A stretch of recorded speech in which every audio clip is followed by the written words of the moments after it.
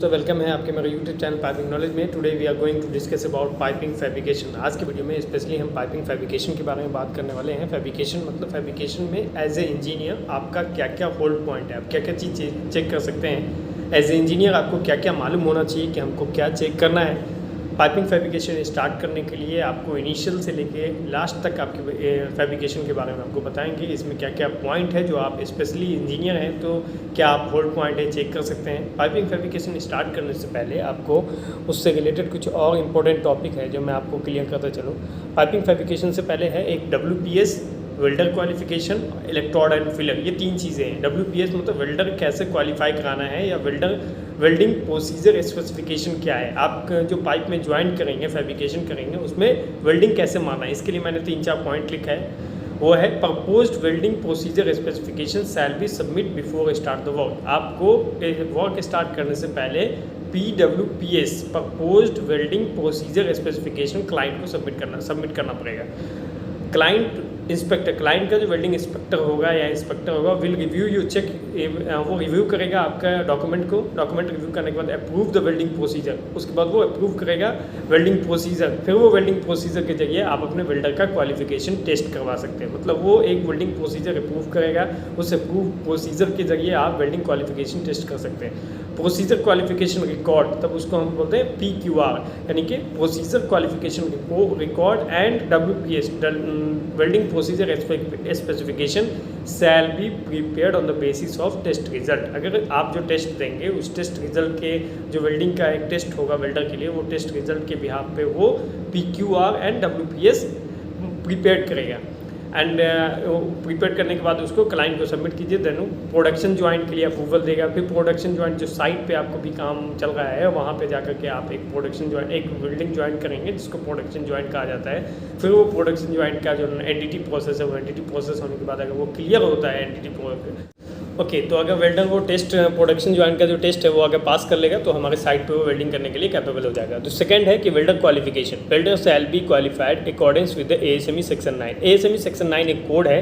Section 9 के जो code के अकॉर्डिंग अगर आपने वेल्डर क्वालिफाइड है तो उसको वेल्डर उसी कोड के जरिए हमको सेक्शन 9 के जरिए उसको क्वालिफाई कराना है। Only those welder who have been approved है by the client inspector shall be deploy the welding. उसी वेल्डर को आप यूज़ कर सकते हैं जो क्लाइंट का जो इंस्पेक्टर उस वेल्डर को अप्रूव किया होगा।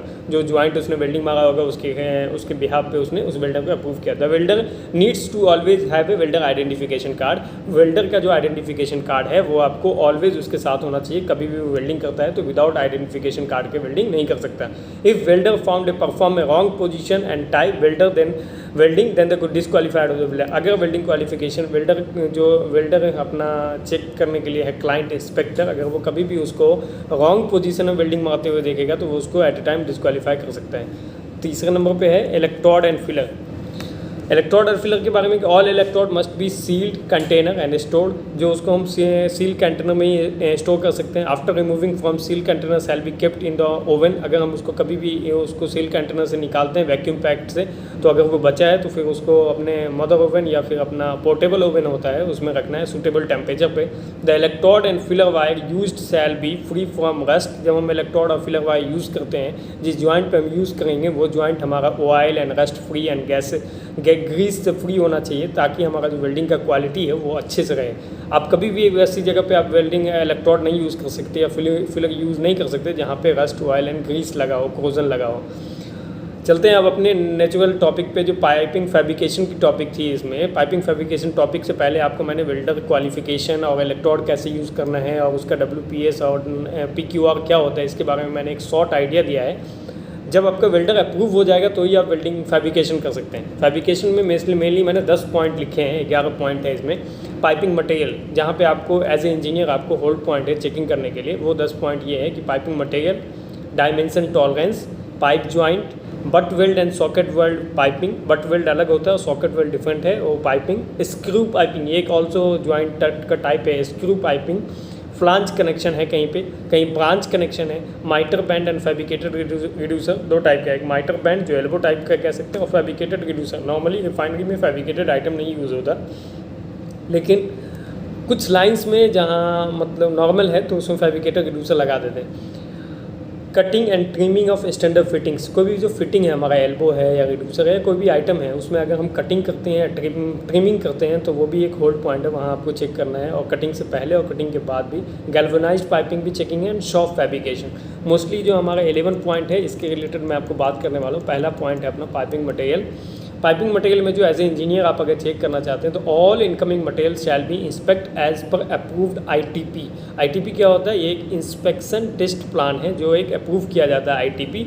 आप जो भी काम करेंगे ना उसी आईटीपी के रेफरेंस में काम करेंगे। तो कोई भी जो मटेरियल अगर आपका रिसीव हुआ है तो उसको आप एज ए इंस्पेक्टर या एज ए मैकेनिकल इंजीनियर आपको वहाँ पे इंस्पेक्ट करना है कि हमारे आईटीपी के अकॉर्डिंग वो प्लान आया है कि मटेरियल आया है कि नहीं।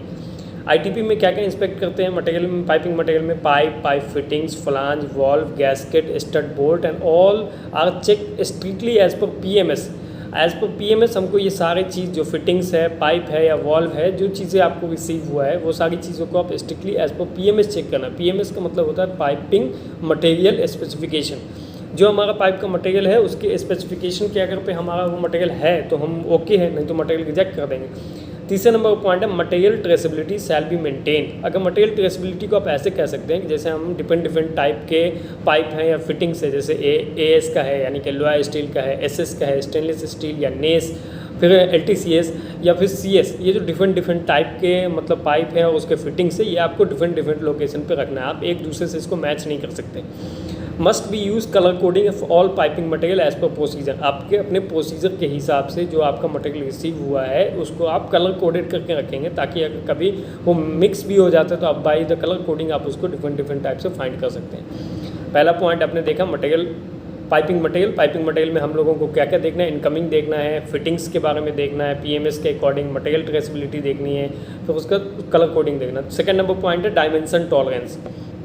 डायमेंशन टॉलरेंस का मतलब कितना डायमेंशन आप इधर से उधर एडजस्ट कर सकते हैं। सपोज अगर 10 mm का है dimension tolerance for piping fabrication shall be as per client standard. आपके क्लाइंट का क्या स्टैंडर्ड्स है डायमेंशन टॉलरेंस में, आप उस पर ही फोकस करेंगे।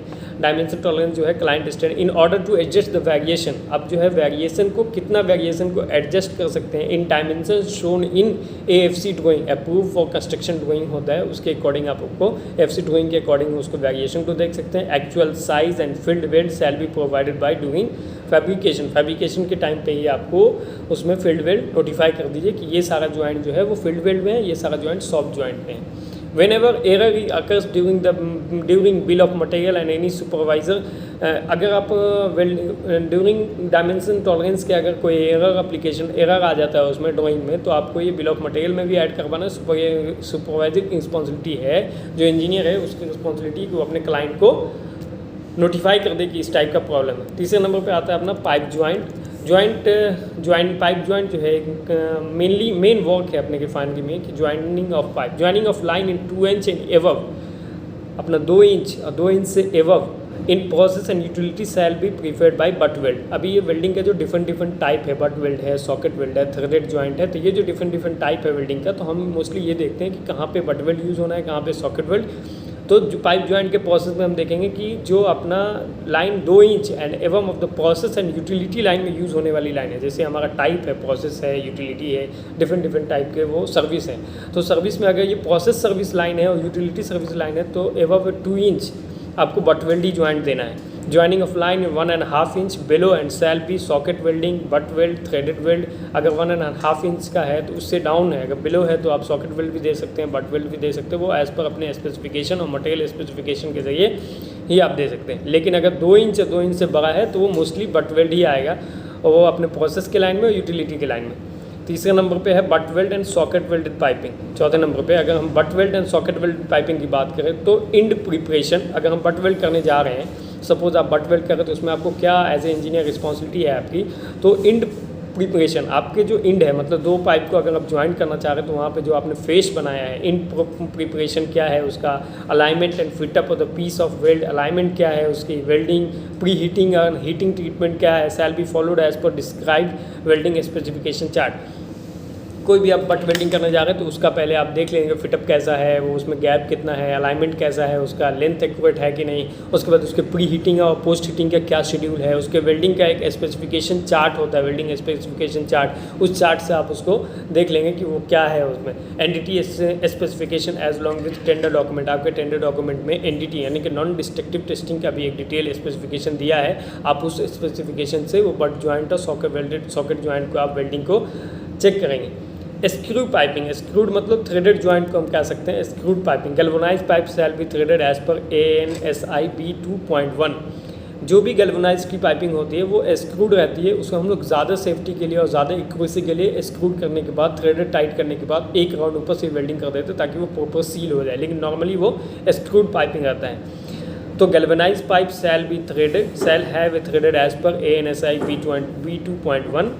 Pipe threaded shall be clean cut without any burrs. उसमें जो पाइप का थ्रेडिंग करते हैं तो उसमें बर आ जाता है, तो उसको प्रॉपर क्लीन करना है, कट करना है, तभी उसको हम उसको थ्रेड टाइट करेंगे। Threading of pipe shall be done after bending on heat treatment of the operation. अगर हमको पाइप को, किसी भी तरह के पाइप को, गैल्वेनाइज्ड पाइप को अगर बैंड करना है और कोई हीट ट्रीटमेंट करना है किसी भी टाइप का, तो आप उसको थ्रेडिंग ऑफ पाइप को थ्रेडिंग करने की मतलब बैंडिंग करने के बाद और हीट ट्रीटमेंट के बाद ही आप उसको थ्रेडेड कर सकते हैं। अगर पहले थ्रेड कर देंगे तो वो सारा डैमेज हो जाएगा। During assembly of threaded joint all threaded और pipe fittings shall be clean. आपको थ्रेडेड ज्वाइंट करने से पहले वो पूरा थ्रेडेड ज्वाइंट है और जो आपका पाइप है वो कंप्लीट क्लीन होना चाहिए।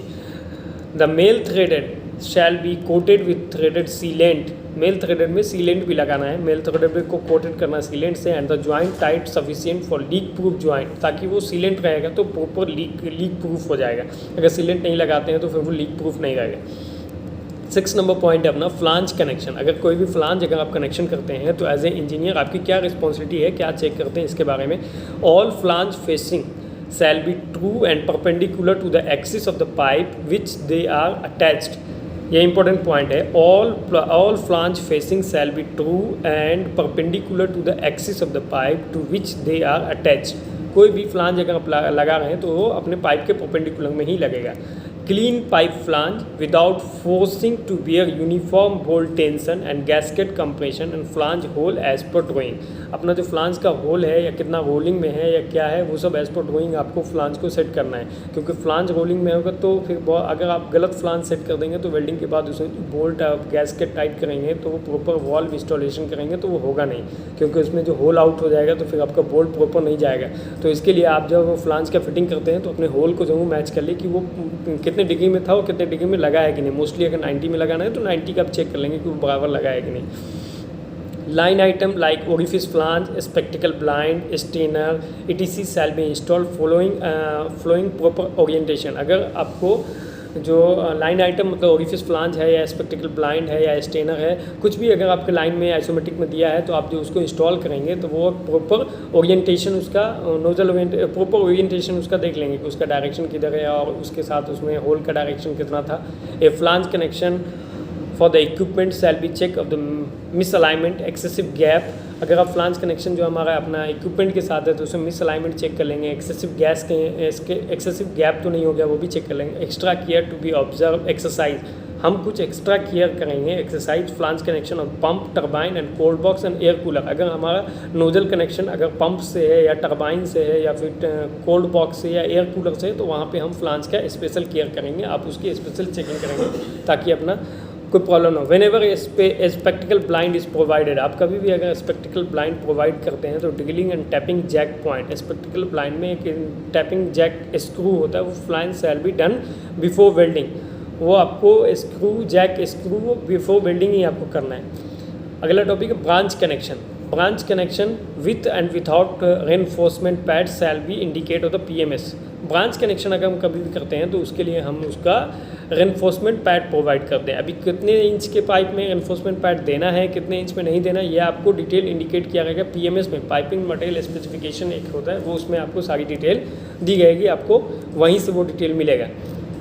तो कभी भी ब्रांच कनेक्शन है तो वो आपको चेक करना है कि भाई पैड उसमें रेनफोर्समेंट पैड आ रहा है या नहीं आ रहा है। In preparation alignment, spacing, fit up and welding of any branch connection, client guideline, client का जो गाइडलाइन होगा वो आपको फॉलो करना है।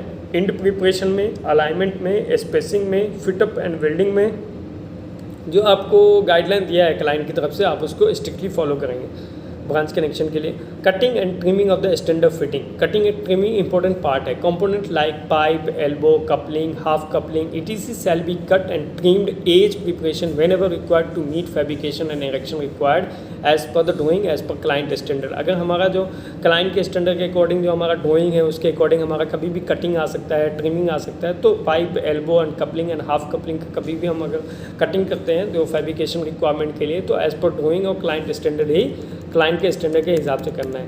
लास्ट पॉइंट हमारा soft fabrication and pre fabrication. कुछ चीज़ें होती है जो सॉफ्ट में फैब्रिकेशन होता है, कुछ उससे प्री फैब्रिकेशन होता है। The purpose of soft fabrication and pre fabrication to minimise the during the erection. अगर हम सारी चीज़ें टोटल फैब्रिकेशन अगर हम साइड पे आके करते हैं तो वहाँ ज़्यादा मैन पावर लगेगा और टाइम भी ज़्यादा लगेगा। इसके लिए नॉर्मली हम लोग एक शॉप फैब्रिकेट करके शॉप में फैब्रिकेशन करते हैं ताकि मैक्सिमम जॉइंट जो है वो शॉप में इजी वेल्डिंग हो जाए, वेल्डिंग मशीन के ज़रिए और ऑटोमेटिक वेल्डिंग मशीन के ज़रिए, और इरेक्शन साइड पे मिनिमाइज़ किया जा सके काम को।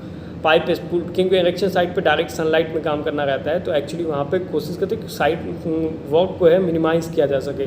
Piping spool and fabrication stack with the proper identification mark with each spool. अगर हम लॉट्स ऑफ पाइपिंग स्पूल को जो बना रहे हैं डेली बेसिस पे, अगर हम 50 या 100 स्पूल या 200 या जितना भी स्पूल आप फैब्रिकेट कर रहे हैं, तो उसकी proper identification, proper marking, proper stack आपको कहाँ रखना है, वो सारी चीज़ें आपको क्लियर करके रखना, वरना आप क्या होगा कि आप 1000 ऑफ स्पूल बना देंगे और बाद में आपको मिलेगा ही नहीं कि कौन सा स्पूल क्या है। तो आपको प्रॉपर आइडेंटिफिकेशन बहुत इंपॉर्टेंट पॉइंट है। During the period of all flange raise face, during this period आपको स्टैक करने और मटेरियल शिफ्टिंग के टाइम पे या स्पूल शिफ्टिंग के टाइम पे आपको फ्लांज जो हमने वेल्डिंग किया है ऑलरेडी, उसका जो रेज फेस है और threaded need to be extra किया है। रेज फेस को आपको प्रोटेक्ट करना है वुडन ब्लॉक से और लाइक दिस कि उसका रेज फेस डैमेज ना हो, and extra care and avoid the physical damage also. आप उसकी कोशिश करेंगे कि उसका फिजिकल डैमेज फ्लांज का नहीं हो। अगर फ्लांज डैमेज हो जाता है तो फिर वो किसी काम का नहीं, वो लीक हो जाता है वहाँ पे।